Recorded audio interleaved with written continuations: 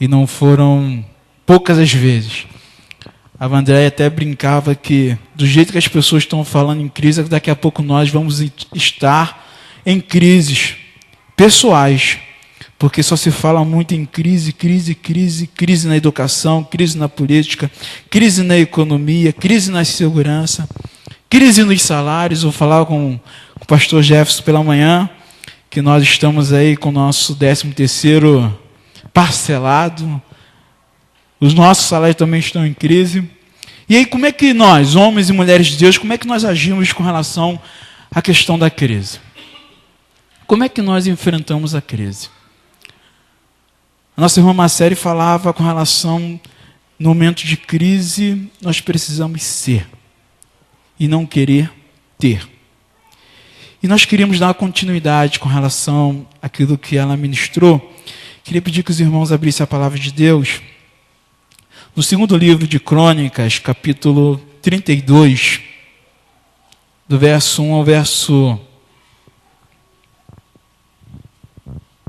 8. Assentados mesmo, faremos menção desse texto da palavra de Deus.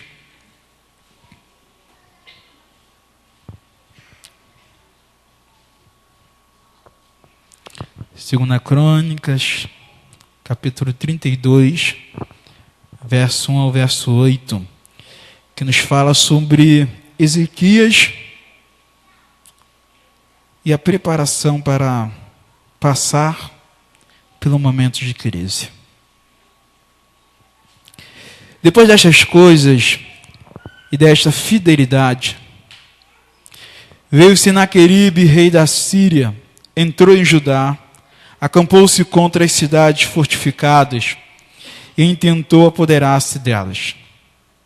Vendo, pois, Ezequias que Senaqueribe vinha e que estava resolvido a pelejar contra Jerusalém, resolveu, de acordo com os seus príncipes e os seus homens valentes, tapar as fontes das águas que havia fora da cidade. E eles o ajudaram.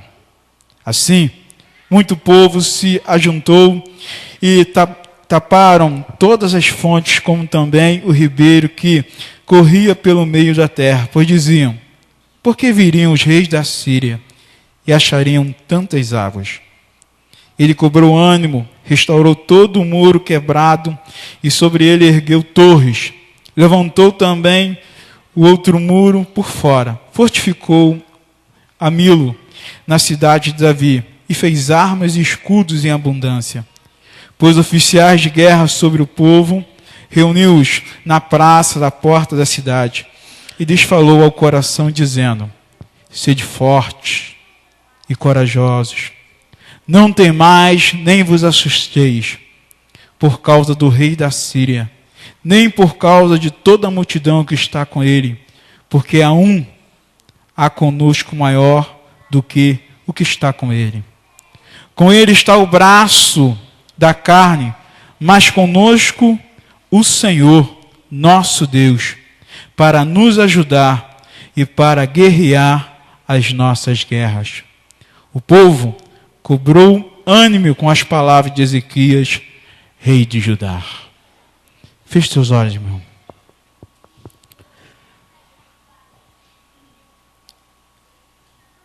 Teu servo Pedro, em determinado momento, Pai, quando indagado sobre determinadas situações da vida, ele falou: para onde nós iremos, pois só Tu tem palavras de vida. E diante, Deus, do momento que nós passamos, Pai, mais uma vez nós Te pedimos, Senhor, esteja direcionando, Pai, para que possamos entender a Tua vontade. Que possamos entender, Deus, os Teus ensinamentos. Que possamos perceber, Pai, aquilo que o Senhor Deus deseja para as nossas vidas. Te pedimos, Deus de graça e misericórdia, Pai, para que possamos transmitir a Tua palavra, para que possamos entender os Teus ensinamentos. Em Cristo Jesus que nós oramos, não somente hoje, mas para todo sempre. Amém, Jesus. Nós vivemos um momento de crise. E quando nós olhamos para a palavra de Deus, toda a palavra de Gênesis e Apocalipse, nós vamos perceber que não foram poucos os servos de Deus que também enfrentaram momentos de crise econômica, servos de Deus que enfrentaram guerras, homens e mulheres de Deus que enfrentaram determinadas situações adversas. Mas quando nós olhamos para esses homens e para essas mulheres, nós precisamos entender algo que é principal. Esses homens, eles tinham o desejo no coração, a vida deles era fundamentada naquilo que Deus ensinava para eles. E aí nós vivemos um tempo hoje onde nós queremos enfrentar as crises da vida, as crises que se colocam diante de nós, através de quê? Através do nosso jeito, através da nossa forma. E por muitas vezes nós esquecemos de determinados princípios. Determinados princípios que estão presentes na palavra de Deus. A nossa irmã Marcela, pela manhã, ela pregava com relação ao Sermão do Monte, especificamente ali nas bem-aventuranças, e falava com relação à questão de ser.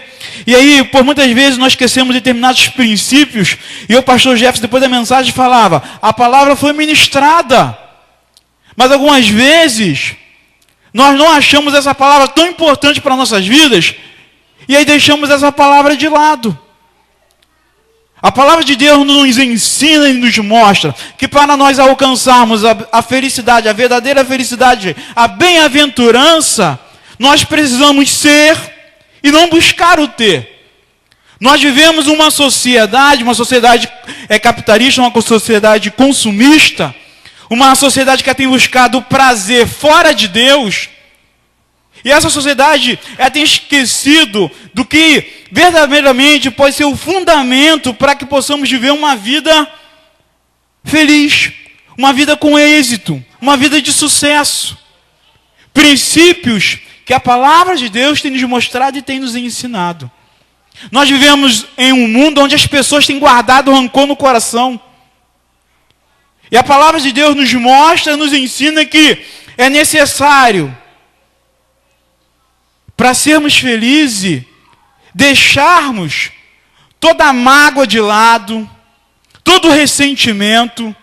É um princípio que Jesus Cristo nos ensina, que nós devemos perdoar aquele que nos ofende, que nós devemos andar segundo a lei com aquele que necessita, que nós devemos ser suporte daqueles que estão precisando.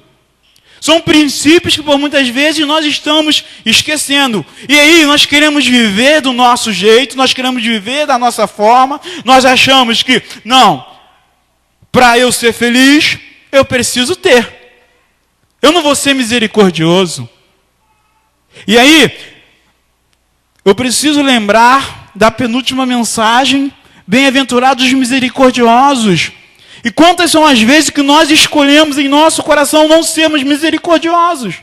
Quantas são as vezes que, quando as pessoas nos fazem mal, nós falamos para nós mesmos, não, essa é a última vez. Eu não aguento mais. A minha esposa, ela tem causado grande mal para mim. O meu esposo tem me magoado tanto. O meu filho tem feito muito mal para mim. Eu não vou mais perdoar, eu não vou mais ser misericordioso. Mas a palavra de Deus nos ensina que nós precisamos ser misericordiosos para nós sermos felizes. E quantas pessoas que têm trazido infelicidade para suas vidas, porque não fundamentam a sua vida no princípio da palavra de Deus, de ser e de não ter. Quando nós olhamos para Ezequias, nós vamos entender que um homem que se coloca diante de Deus, sem reservas, alguém que quer ser servo, alguém que reconhece a necessidade de estar sempre na presença de Deus, é alguém que caminha junto com Deus em todos os momentos da vida. A história de Ezequias começa dizendo o seguinte: Ezequias era um homem reto, que começou a reinar com 25 anos. E o texto, ele enfatiza muito isto. Alguém que buscava o Senhor. Crônicas usa o termo alguém que se apegava a Deus. E o texto também nos fala, e Deus era com ele. E ele alcançava bom êxito em tudo que fazia. Ezequias era alguém que tinha no seu coração o desejo de servir a Deus em todas as situações. Ele tinha no seu coração o desejo de fazer aquilo que agradava o coração de Deus. Isso faz toda a diferença. Esse princípio faz toda a diferença. Quantas são as vezes em nossas vidas que nós temos como princípio agradar o nosso próprio coração? Quantas são as vezes que por querer agradar o nosso próprio coração nós trazemos grandes prejuízos para nós? Quantas são as vezes que as decisões que nós tomamos são decisões que não são pautadas no princípio da oração? Quantas são as vezes que nós temos que fazer determinadas escolhas na nossa vida e deixamos de fazer essas escolhas com ausência de oração? E por fazer essas escolhas com ausência de oração, nós trazemos grandes males para cada um de nós. Ezequias não, Ezequias entendeu o seguinte: eu preciso depender de Deus em tudo. Ele restaura o templo, retira todos os ídolos, a serpente do período de Moisés, ele vai lá, quebra a serpente e fala, não, o povo precisa aprender a palavra de Deus, vamos trazer novamente a palavra de Deus para o povo. Ele pega o livro e começa a ler a palavra e mostra para o povo de Israel como era importante conhecer a palavra de Deus, porque ele entendia, para caminhar, para ter bom êxito em todas as situações da vida, eu preciso conhecer a palavra de Deus, eu preciso ter o conhecimento da palavra, mas não somente o conhecimento, eu preciso viver esta palavra, e ao viver esta palavra eu preciso clamar a Deus constantemente, entendendo que quando eu clamo a Deus, o Deus Todo-Poderoso, que não existe crise que pode derrotá-lo, esse Deus nos ouve, atende as nossas as orações e nos dá sempre a vitória. Mas quando nós colocamos como princípio a palavra de Deus, e Ezequias entendia isso, por isso ele alcançava bom êxito em tudo aquilo que ele fazia. Ezequias foi um rei que alcançou vitória em todas as situações da vida, porque era alguém que dependia de Deus. Se nós queremos passar por crise, e essas crises têm, por muitas vezes, assustado o nosso coração, têm muitas vezes nos tirado o sono, por muitas vezes, muitos de nós têm pensado com relação, como é que vai ser o amanhã? Como é que vai ser? Será que quando eu chegar no meu emprego, será que o meu emprego vai estar lá? Será que eu não vou ser mandado embora? Como é que será a questão de repente, se eu passar mal, será que eu vou ter atendimento no UPA? A grande questão que nós precisamos é entender isto. Nós precisamos entender a nossa total dependência de Deus, e Ezequias entendeu isso. Só que, irmãos, para os servos de Deus, para o homem e para a mulher de Deus, que buscam servir a Deus, eles também passam por dificuldades. Eles também passam por desafios. Eles também passam por crises. E o texto que nós lemos nos fala sobre esta questão. Se levanta um rei, o rei mais poderoso da época, Senaqueribe. Era um homem que estava dominando todos os reinos. F.F. Bruce fala o seguinte, que o Senaqueribe era tão orgulhoso na época, pelo seu poderio, que ele não acreditava em nenhum dos outros deuses, dos outros reinos. Senaqueribe era alguém que, além de dominar outros reinos, era alguém que também chegava e matava os homens dos outros reinos, era alguém que também chegava e estuprava as mulheres dos outros reinos, era alguém que levava os filhos escravos. Ele era um rei, além de ser poderoso, era um rei que tinha maldade no coração.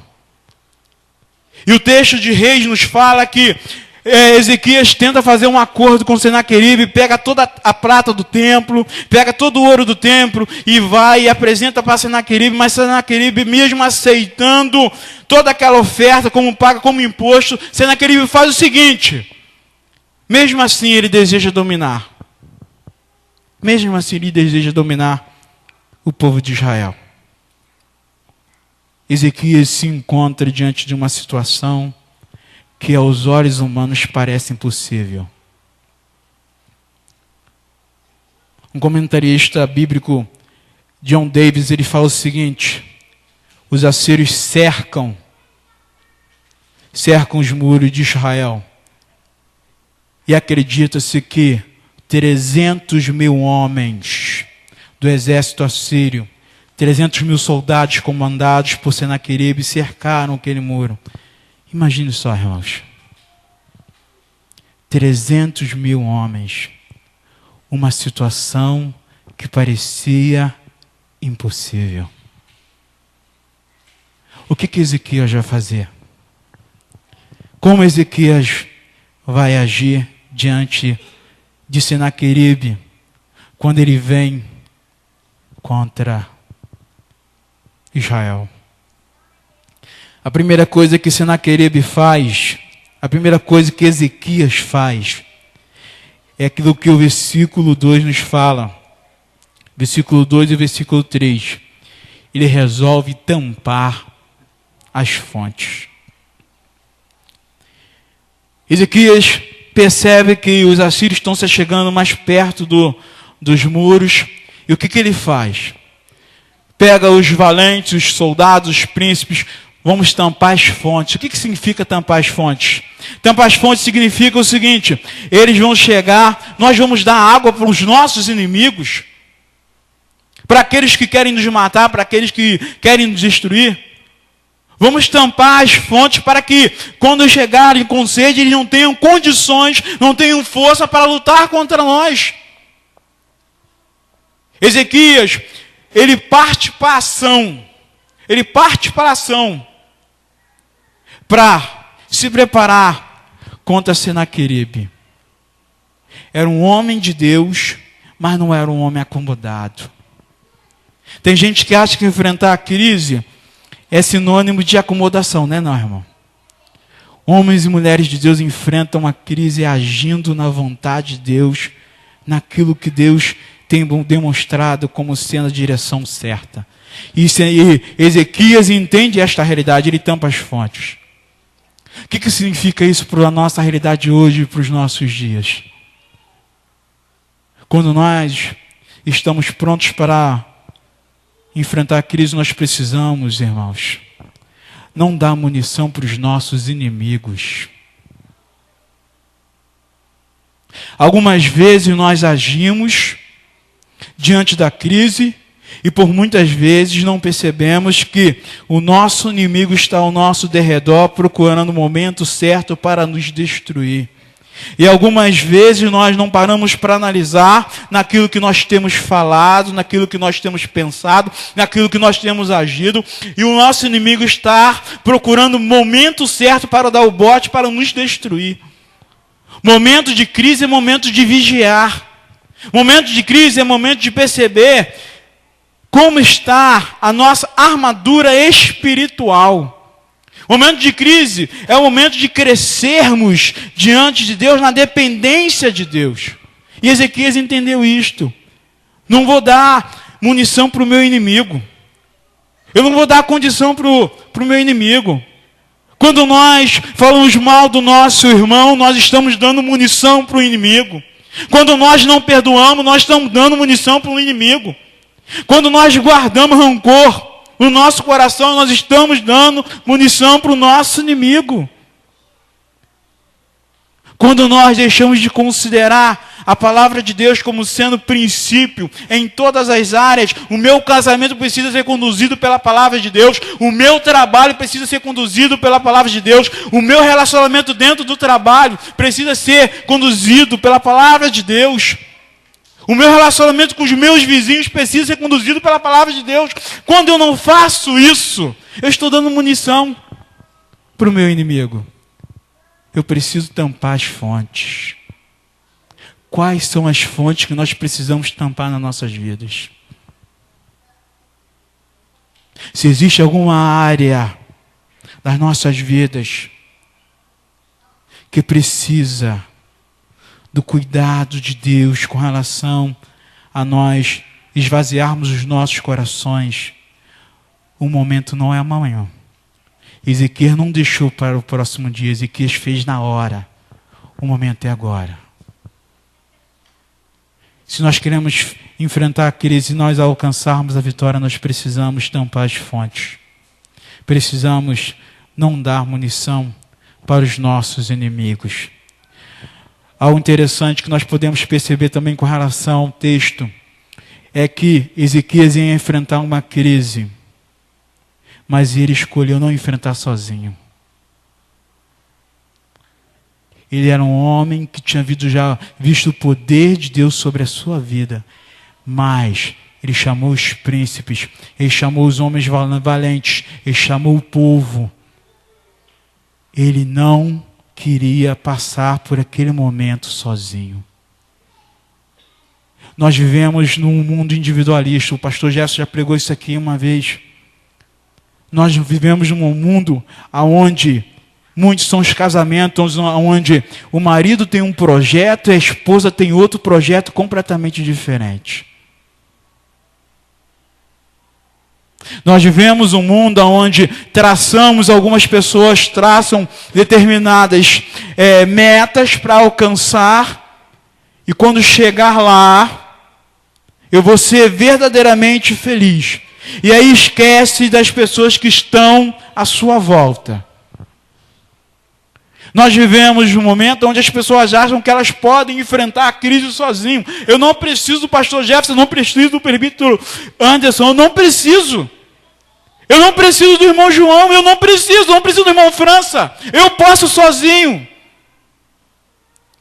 E aí quando nós decidimos caminhar sozinho, irmãos, nós estamos, além de estar fadados ao fracasso, porque uma vitória só nunca é vitória. Uma vitória sozinha nunca é uma vitória. Mas quando nós decidimos, como Ezequias, a buscar a ajuda de outras pessoas, a caminhada sempre se torna mais leve. A caminhada se torna uma caminhada melhor. Por isso eu queria te dizer nesta noite, se você tem decidido caminhar sozinho, mude a sua opinião, mude a sua forma de caminhar. A caminhada sozinho, meu irmão, é uma caminhada de tristeza. É uma caminhada de solidão. É uma caminhada onde não vale a pena. Ezequias decidiu ter pessoas ao seu lado. E por ter pessoas ao seu lado, ele cobrou o ânimo dessas pessoas e também se animou para continuar a batalha. O texto nos fala que Ezequias agiu, mas agiu de uma forma onde ele entendia a importância da palavra de Deus. O versículo 7 fala que Ezequias estava agindo, mas também estava colocando no coração daqueles homens a importância da palavra de Deus. Ele diz: ser fortes e corajosos, não temais, nem vos assustei por causa do rei da Síria, nem por causa de toda a multidão que está com ele, porque um há conosco maior do que o que está com ele. 300 mil homens, Ezequias tem no coração o seguinte, tem 300 mil homens lá fora do muro. Tem 300 mil homens. O nosso exército não chega nem a 100 mil. Nem a 100 mil. Eu sei que o exército deles é poderoso. Eu sei que Senaqueribe tem destruído muitos outros povos. Ele já tinha dominado aproximadamente nesse período 46 cidades, ou seja, era um homem poderoso na terra, naquele momento. 46 cidades, 46 reinos. Mas, Ezequias fala, maior é o que está em nós do que aqueles que estão com ele. Se nós queremos enfrentar a crise, essa crise do ano de 2016, nós precisamos ter esse princípio como certeza em nossos corações. Maior é o que está conosco do que aqueles que estão neste mundo. Não existe cientista político, não existe economista, não existe pessoas que têm desacreditado que o ano de 2016 possa ser um ano bom.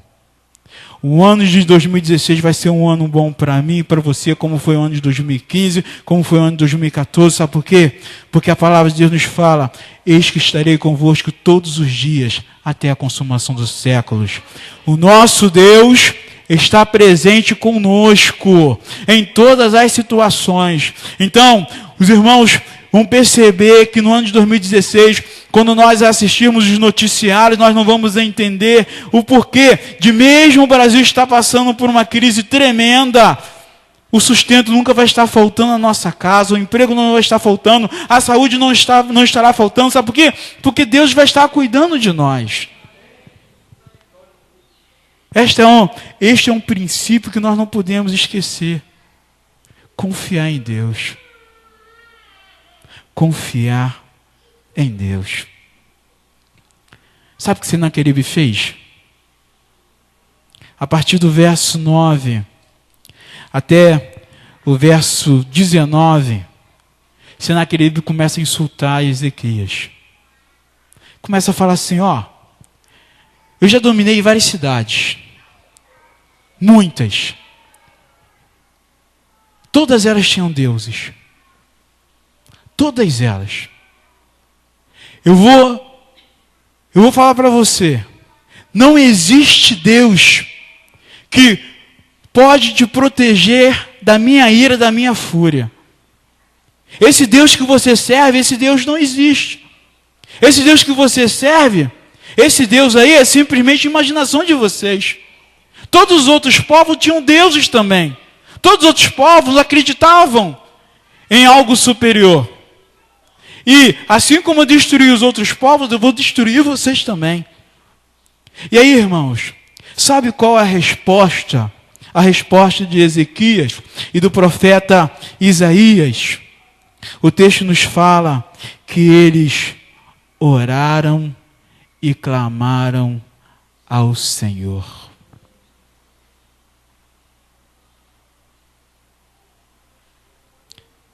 Se nós queremos ter um ano de 2016 vitorioso, enfrentando a crise, nós precisamos orar e clamar ao nosso Deus. Quando nós agimos, nós agimos. Mas quando nós oramos, Deus age. E faz toda a diferença. Amanhã começa a semana de oração. E nós entendemos que para nós enfrentarmos as situações adversas da vida, no ano de 2016, 17, 18, para o resto da vida, o segredo da vitória é a oração. Isaías e Ezequias buscaram a face de Deus e falaram: Senhor, Tu sabes aquilo que Ele tem falado, Tu sabes aquilo que Ele tem proclamado. Os homens assírios cercaram o muro e começaram a proclamar na língua dos hebreus, dizendo: nós vamos matar vocês, nós vamos matar as suas mulheres, nós vamos destruir a cidade de vocês, nós vamos acabar com vocês, para amedrontar o povo de Israel. Ezequias ora e clama ao Senhor. O livro de Reis, no capítulo 19, versículo 6, nos fala que Deus manda Isaías falar com Ezequias o seguinte: assim diz o Senhor teu Deus, não tema as palavras que você tem ouvido. É isso que Deus está nos dizendo nesta noite para mim e para você. Não vamos temer as palavras que temos ouvido. Vamos acreditar somente que Deus vai cuidar de nós. 300 mil homens. 300 mil homens. 300 mil homens. Depois que Isaías e Ezequias oraram, o anjo do Senhor foi fazer uma visita no arraial dos assírios. Em uma só noite, 180 mil homens foram abatidos. 180 mil homens foram abatidos. Senaqueribe se levantou, e o texto nos fala, neste mesmo capítulo 32, nos fala que ele se levantou envergonhado. Envergonhado. Porque ele ousou querer tocar no ungido de Deus. Ele ousou querer dizer que nós não servimos a um Deus verdadeiro. O texto nos fala que assim livrou o Senhor a Ezequias e aos moradores de Jerusalém das mãos de Senaqueribe, rei da Síria, e das mãos de todos os inimigos, e lhes deu paz por todos os lados. Você tem convicção que a crise não vai nos derrotar? Você tem convicção que a crise não vai nos derrotar, amém? Amém, irmãos? Mas esse amém não pode ser um amém de boca para fora. Esse amém não pode ser um amém onde falta razão. A nossa confiança em Deus, ela precisa ser aquilo que vai sustentar as nossas vidas durante todo esse ano. Precisamos ser servos, precisamos ser filhos, e Deus cuida dos seus filhos. Por isso, nesta noite, no primeiro domingo do ano de 2016, onde nós não sabemos aquilo que nos aguarda no futuro, nós não sabemos, mas uma coisa nós temos a certeza: nós confiamos no Senhor. Nós confiamos no Senhor. Feche teus olhos neste momento.